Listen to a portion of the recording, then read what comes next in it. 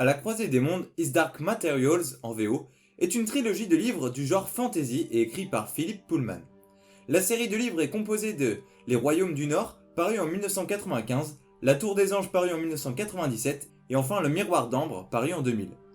Le premier tome a été adapté en film en 2007 sous le nom de La Boussole d'Or, et plus récemment en série avec James McAvoy en tête d'affiche. La série de livres originale est complétée par Lyra et les oiseaux de 2003 et Il était une fois dans le Nord de 2008.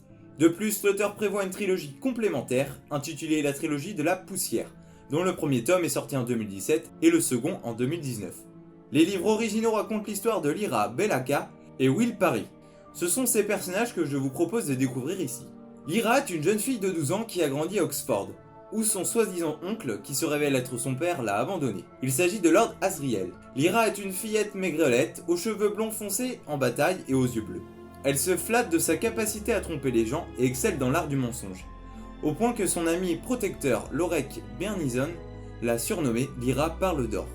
Elle manie l'aliotomètre de façon presque innée, alors que son utilisation requiert d'habitude des décennies d'expérience.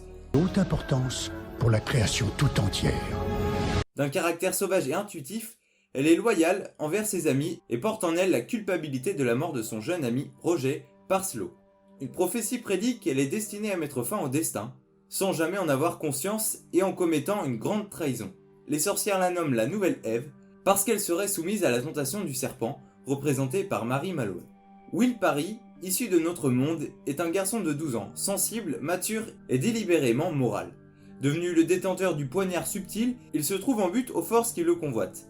Dans cet univers, les humains possèdent un démon, un être qui prend la forme d'un animal et qui fait partie de l'homme. Ce démon serait la représentation physique de l'âme. Chez les enfants, le démon n'a pas de forme définitive. Elle est obtenue à la puberté et prend une forme qui permet de refléter la personnalité de la personne. Les démons sont généralement de sexe opposé à la personne à qui il appartient. Lorsque ce dernier est du même sexe que son propriétaire, l'interprétation est faite que le personnage est homosexuel. Toucher le démon d'un autre est totalement interdit par la morale. C'est un des plus grands tabous du monde de Lyra. Il est dit que même les guerriers pendant les batailles font attention à ne jamais toucher le démon d'un autre combattant. En règle générale, une personne et son démon doivent rester à une courte distance l'un de l'autre, pour que le fil invisible qui les relie reste intact. En cas d'éloignement, les deux êtres souffrent physiquement. Cette règle ne s'applique pas aux sorcières, dont les démons oiseaux peuvent voler à leur guise à des milliers de kilomètres de leur humain sans couper le fil invisible.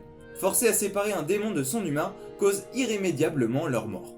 Cependant, il existe une guillotine spéciale qui permet la séparation.